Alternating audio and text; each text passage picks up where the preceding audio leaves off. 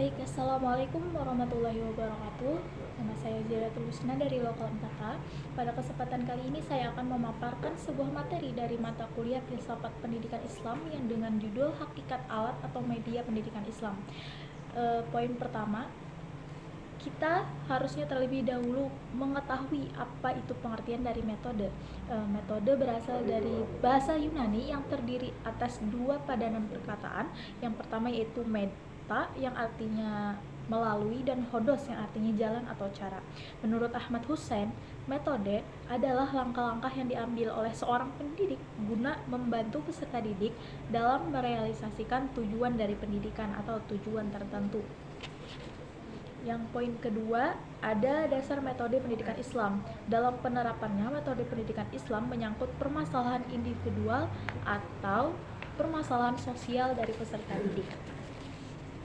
Sebab metode pendidikan itu sendiri merupakan hal atau komponen yang penting dalam sebuah pendidikan, karena metode pendidikan merupakan sarana atau jalan menuju tujuan pendidikan. Maka metode ini haruslah mengacu pada dasar-dasar metode pendidikan itu sendiri. Hal ini tidak terlepas dari unsur agamis dan juga biologis. Ada dua dasar yang menjadi dasar metode pendidikan. Yang pertama ada dasar agamis.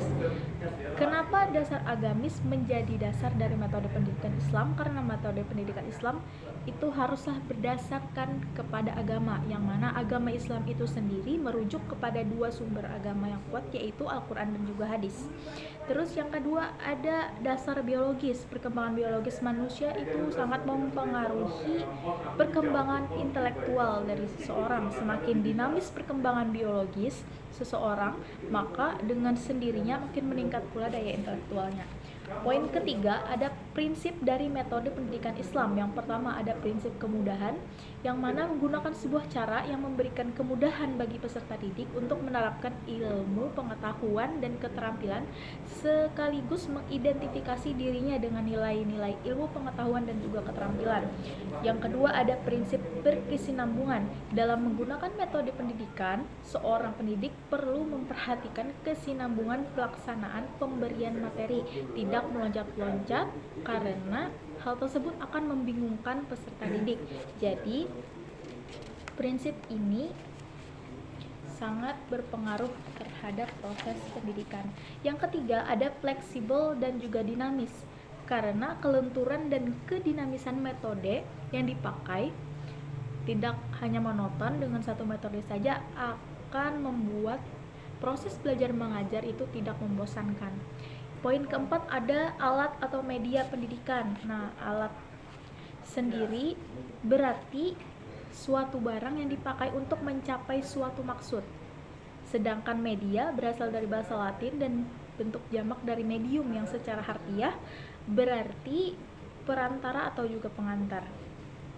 Dalam hal ini, batasan makna media pendidikan dirumuskan pada beberapa batasan, di antaranya media adalah berbagai jenis komponen dalam lingkungan siswa yang dapat merangsang peserta didik untuk belajar. Poin kelima ada jenis atau alat media pendidikan Islam.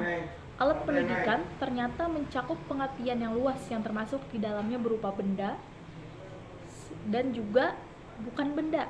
Hal yang mencakup dengan benda seperti kursi, meja, dan lain-lain.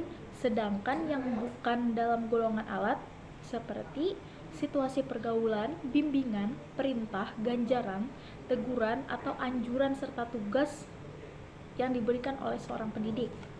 Nah, di antara media dan sumber belajar yang termasuk dalam kategori bukan benda yaitu keteladanan, perintah, tingkah laku, ganjaran, dan juga hukuman. Nah, keteladanan pada umumnya manusia memerlukan sosok figur sebagai bentuk identifikasi yang membimbing manusia ke arah yang lebih baik atau kebenaran. Nah, di dalam Islam sendiri, sosok suri tauladan yang patut kita ikuti yaitu Nabi Muhammad SAW, karena beliau merupakan sepaling sempurnanya makhluk ciptaan Tuhan. Yang kedua ada perintah dan larangan.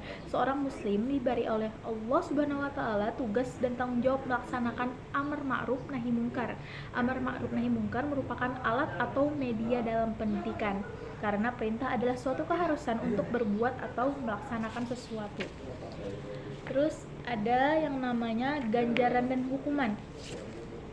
Maksud ganjaran dalam konteks ini adalah memberikan sesuatu yang menyenangkan atau penghargaan apabila seorang siswa itu melakukan hal-hal yang positif, sedangkan sebaliknya apabila seorang siswa tersebut melakukan hal-hal yang tidak baik atau kelakuan yang tercela, maka ia akan mendapatkan hukuman, seperti halnya dengan pahala dan juga dosa. Terus ada hukuman. Selain ganjaran, hukuman juga merupakan alat media pendidikan, yang dalam Islam hukuman disebut dengan iqab. Abdurrahman An-Nahkawi menyebutkan bahwa tahrib yang berarti ancaman atau intimidasi melalui hukuman karena melakukan sesuatu yang dilarang. Baik, sampai sini pemaparan dari saya. Sebelum dan sesudahnya, terima kasih. Wallahul muwaffiq ila aqwamit thoriq. Wassalamualaikum warahmatullahi wabarakatuh.